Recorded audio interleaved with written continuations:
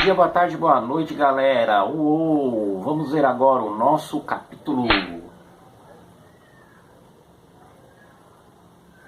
Vamos lá, Grécia Antiga, né? A civilização grega, ela vai surgir, né, aproximadamente 500 antes de Cristo, tá? Mas os estudos arqueológicos dizem que ela começou a se formar 5.000 anos antes de Cristo. Como assim? Teve uma civilização que surgiu antes da civilização grega, na ilha de Creta. Por isso que é uma civilização chamada de cretense, né? A capital dessa ilha era a cidade de Knossos, né? Tinha um grande palácio, restam ruínas dele.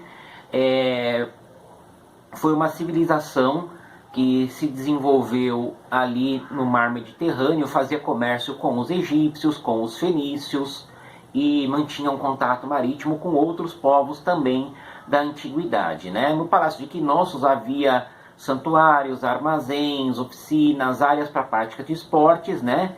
As modalidades esportivas mais populares eram o salto sobre o touro, olha só, hein? O precursor do rodeio, e o pugilismo, que deu origem ao boxe. Outros povos minoicos se desenvolviam ali na ilha de Creta, e povos oriundos das estepes da Rússia vieram, né, povos dessa região vieram em migração para a Península Balcânica, né?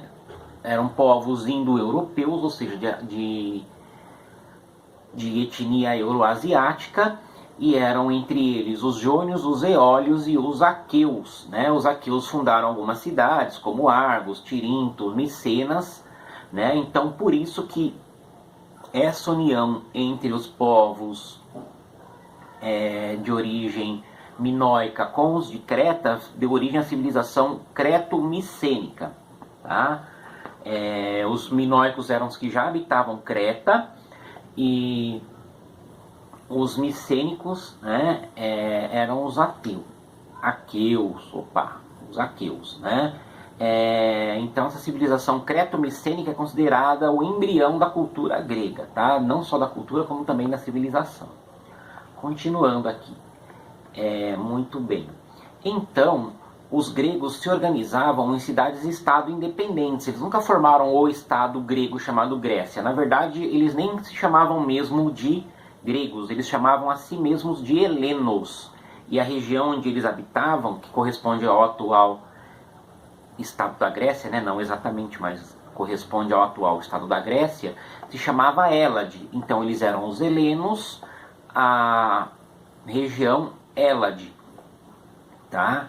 E nós generalizamos como gregos porque um dos povos se chamava grego e os romanos generalizavam. Como nós conhecemos sobre os gregos através dos historiadores romanos, então é uma civilização grega. Vamos generalizar, como já aprendemos assim, vamos chamar sempre de gregos e Grécia, mas na verdade Grécia, Hélade, gregos, helenos. Muito bem? Então a Grécia não formava um estado unificado, era dividida em cidades-estados. Essas cidades-estados vieram lá das primeiras organizações rurais, né, das primeiras pequenas propriedades chamadas oikos, foram se juntando em unidades maiores até dar origem às polis. Polis então, o nome usado para as cidades-estados. Cada uma tinha o seu próprio rei, tinha suas próprias leis, e nós vamos ver que algumas tinham sistemas de governo bem diferentes umas das outras.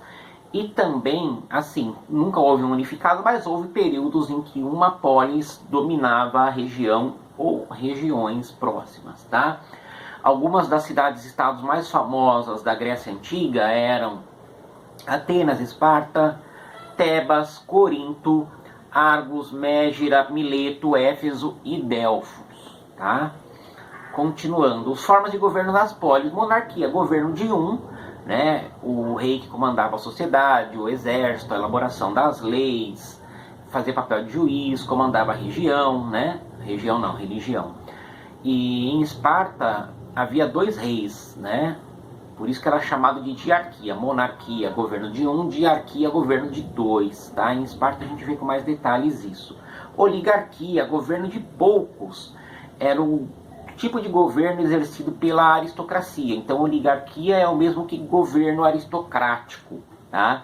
membros da nobreza, geralmente a menor camada da sociedade, mas a mais poderosa, né, dona de propriedades, de escravos, né, eram essas pessoas, né, que formavam a aristocracia, os chamados nobres, e eles que governavam numa oligarquia. Tirania é um sistema em que um só toma o poder pela força e governa com muita autoridade. Muito geralmente, né, quase sempre, os tiranos tinham um grande apoio popular. Os tiranos, para ter força no poder, eles concediam direitos às pessoas das camadas populares, né, os mais explorados. Como em toda a sociedade, as camadas populares, o povão é a maior parte, quando os tiranos querem se manter no poder, eles favorecem o povão. E a democracia, né, um sistema de governo aí preconizado por Atenas, em que havia um consenso sobre a elaboração das leis, sobre a execução das leis. Os cidadãos debatiam e decidiam através do voto. Obviamente, né, era uma democracia muito limitada, porque mulher não participava, menor de 18 não participava, estrangeiro não participava e escravizado não participava. Tá? Então, era uma participação política muito pequena, mas se nós pensarmos em antiguidade, em que os reis mandavam tudo, os reis eram considerados deuses, ou filhos dos deuses, ou mensageiros dos deuses, enfim. Só de alguém poder participar um pouquinho da política já era uma grande coisa. Né? Vamos falar agora da polis de Esparta. A polis de Esparta estava localizada na península do Peloponeso. Era uma cidade fundada pelos dórios. Os dórios eram extremamente militaristas. Então, dessa forma, os espartanos eram também militaristas. Tá? Eles seguiam esse estilo de governo que era já o dado pelos dórios. Então, em Esparta, a vida militar começava muito cedo. Com 7 anos, os meninos já eram enviados para o treinamento militar.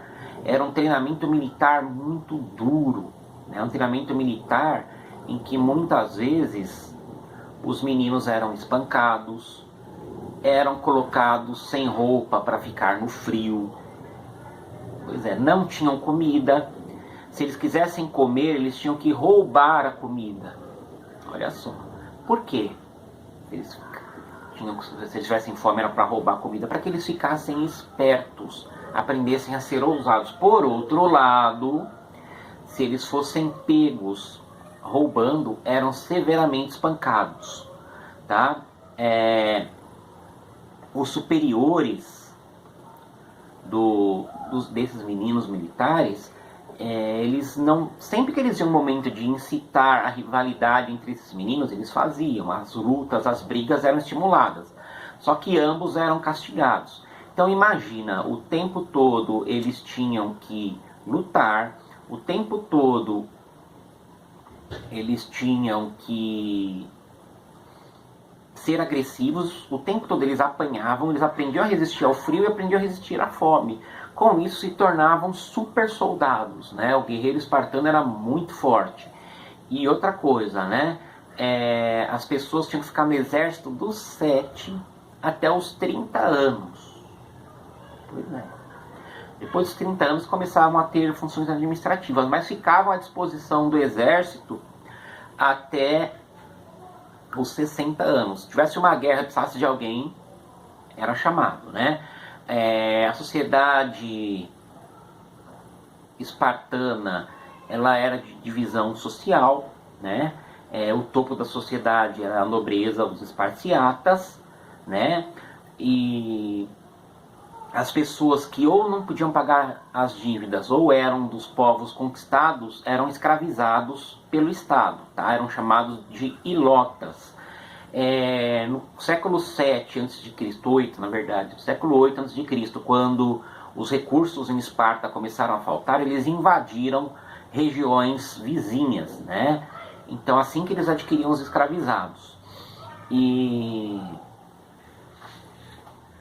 assim, os que não eram prisioneiros escravizados eram os chamados periecos. Os periecos eram descendentes dos aqueus, né, um outro povo que ocupou a Grécia e viviam ao redor, né? Esses periecos, eles não tinham direitos e eles tinham que pagar impostos para Esparta. Alguns historiadores comentam, às vezes era melhor você ser um perieco, você não tinha direito e tinha que pagar impostos para Esparta, do que ser um espartano da classe superior obrigado a ficar a vida inteira no exército, né? Bom, só que os espartanos, eles tinham medo das revoltas dos ilotas, porque eles eram em quantidade muito maior, né, os escravos do Estado. Então, uma das partes do treinamento dos espartanos era matar ilotas. Isso mesmo. Quando uma vez por ano tinha um treinamento em que os jovens soldados espartanos tinham que caçar e matar ilotas para manter essa quantidade de pessoas sob controle, né? As mulheres em Esparta, elas não eram admitidas no exército, no poder nem nada, mas elas tinham a obrigação de gerar filhos saudáveis e criá-los, né? Com 7 anos, como já foi dado, elas entregavam os filhos ao exército. Continuando aqui, Atenas. Atenas foi a grande rival de Esparta, era uma cidade totalmente diferente. As cidades gregas do interior, elas geralmente eram fechadas para o mundo exterior, né? Ficavam lá nos picos de montanha. Já Atenas não. Ela foi fundada pelos dônios no litoral, então ela era uma cidade cosmopolita, ou seja, recebia influência de vários locais, ela era aberta. A classe dominante em Atenas eram os eupátridas, né, considerados descendentes dos jônios, né, fundadores da cidade. Eles faziam parte da aristocracia, da elite, né, e eles eram os donos das terras mais férteis e eles que governavam Atenas. A maior parte da população ateniense era chamada de georgoi, pequenos proprietários de terra que não tinham uma vida fácil, né? Tinham que pagar muitos impostos, suas terras não eram as melhores e se não conseguissem pagar os impostos, eram escravizados por dívidas. Situação bem difícil, né? Também existia entre os trabalhadores livres comerciantes e artesãos, né? Como tecelões, os ferreiros, e eles tinham uma parte, eles faziam parte, né? Contribuíam bastante para a cidade de Atenas, mas eles não tinham direitos em Atenas. Só não eram escravizados, né? Os escravizados geralmente eram povos vizinhos que eram escravizados nas guerras ou pessoas que não pagavam as suas dívidas. Bom, a aristocracia oprimia as pessoas, né? Os primeiros a criticar a aristocracia eram os hoplitas. Os hoplitas eram membros do exército que tinham dinheiro para ter lança, escudo, armadura e elmo, né? Como eles tinham melhores armamentos, eles recebiam um melhor treinamento, eram soldados de uma capacidade intelectual maior, né? A Atenas estava passando por transformações, porque o poder dos eupátridas, né, da elite, vinha da propriedade rural, das terras, né? Só que com o comércio, né, os comerciantes eles vendiam vários artigos, artesanato, tecido, vendiam vinho, vendiam azeite, trigo, né? Então eles iam ficando mais poderosos e a riqueza dos aristocratas que veio da terra, ela ia diminuindo. Os hoplitas começaram a questionar, né, porque muitos deles eram comerciantes enriquecidos. O cara era um comerciante rico, comprava equipamento militar e ia treinando, né? Na época, né, hoje também, mas na época muito mais, o poder militar era uma força marcante, né? Então, os hoplitas, que não eram de origem aristocrática, eles começavam a questionar, né, por que os eupátridas tinham tanto poder. E aí, entre os guerreiros hoplitas, começou a Revolução Hoplítica, né, que foi fundamental para o acesso da população ateniense, nunca devemos nos esquecer, uma pequena fração dela, na política e deu origem à democracia, né? essas constantes revoltas dos hoplitas, né, os conflitos armados, levaram a muitas insatisfações populares. Com isso surgiu um legislador para botar a ordem na casa, né? O Solon foi o principal legislador ateniense, né, que ele aboliu a escravidão por dívidas e criou instituições cidadãos com direitos políticos, né, como o Conselho dos 400, né, o Boleoterion, a Assembleia Popular, que é a Eclésia de origem à palavra igreja, tá? E o Tribunal Popular de Justiça, a Elieia, tá? Bom, o que vai acontecer? As reformas do Solon não foram bastante para que a aristocracia parasse de oprimir o povo. Então houve revoltas dos tiranos, né? Os tiranos que governaram Atenas foram Pisístrato, Hípias e Hiparco, né? Eles tomaram o poder pela força e eles conseguiram se manter no poder porque tinham o povão, a classe popular nas mãos, né? O Pisístrato, por exemplo, liberou empréstimo aos agricultores mais pobres, ele determinou a construção de fontes públicas de água, né? Que mais? Ele incentivou a produção cultural, né? Ele apoiou intelectuais e artistas, edificou bibliotecas, né? Então ele trouxe muitas mudanças positivas para o povo de Atenas, mas os que vieram a seguir não conseguiram manter o seu poder, né? E aí os aristocratas outra vez tomaram o poder em Atenas. E aí que vai surgir a democracia, dessas crises todas, né? O Clístenes assumiu o poder, né, o governo ateniense, e ele não foi opressor como os outros aristocratas. Na verdade, o Clístenes que planejou e implantou a democracia, né? A democracia da Atenas era assim, de novo, só participava quem era cidadão. Quem era cidadão em Atenas? Homem, maior de 18, com propriedades, ou seja, rico, e filho de pais nascidos na cidade, ou seja, mulher não participava, estrangeiro não participava, pobres não participavam, né? E estrangeiros também não, enfim, né? Cerca de 5% da população total de Atenas participava, mas como eu disse, para a antiguidade era um avanço enorme, né? Pessoas populares participando de alguma coisa. O Clístenes também criou a ideia do ostracismo. O que é isso? Quando alguém procedia mal na política, diversos tipos de crime, entre eles a corrupção ou a omissão, né, favorecimento, enfim. Então a pessoa era decidida a perder os direitos políticos, né, se decidia que a pessoa perdesse seus direitos. O nome dela era escrito num ostracon, né, um pedaço de cerâmica, daí a palavra ostracismo, e por 10 anos ela perdia direitos políticos, né, ela tinha que ir embora da cidade e sem direitos políticos por 10 anos. Né, isso foi uma medida para manter a democracia saudável. Então, alguém que era acusado e comprovado algum delito político caía no ostracismo. O ostracismo para nós hoje em dia é meio que dizer que a pessoa saiu de evidência, né? Saiu um pouco do poder, ou saiu da cena artística, né? O ostracismo é quando a pessoa fica esquecida. A origem vem desse ostracon, né? Da pena para quem não participava da política. E também, depois do Clístenes, houve um outro político muito importante em Atenas, que foi o Péricles, né? Um grande líder. Não é o Péricles pagodeiro, tá? O Péricles, ele criou a mistoforia. O que é isso? Era um salário para quem estivesse participando da política. Antes, eles participavam da política sem receber nada, né? Os membros da cidadania ateniense. Você fala, pô, mas o cara já tem poder, tem que ter dinheiro também. O que acontecia?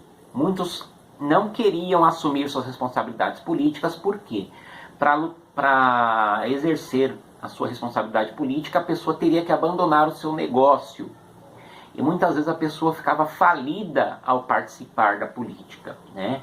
Então, por isso que o Péricles criou o salário para quem participasse da política, tá? Vamos continuar. Bom, as mulheres de Atenas, né? As mulheres de Atenas, como a gente falou das mulheres de Esparta, elas não tinham muita diferença não, tá? Elas não tinham poder, elas eram primeiro propriedade do pai, depois que se casava passava a ser propriedade do marido, né? Muitas lápides das mulheres de Atenas nos cemitérios diziam embaixo: foi uma boa mãe, sabia costurar muito bem, uma grande cozinheira, né? Então a mulher, ela exercia essas funções domésticas e servia ao marido, né? Como eu falei, primeiro era da propriedade do pai, depois passava a ser propriedade do marido, né? Não escolhiam marido e a sua grande responsabilidade era dar luz a filhos, de preferência homens, é o que eles desejavam, uma sociedade muito machista, e tinha que criar esses filhos para que eles fossem saudáveis, né? E cumprissem seu papel na sociedade. Beleza, galera? Não se esqueçam das 5 perguntinhas no formulário. Até mais! Uou!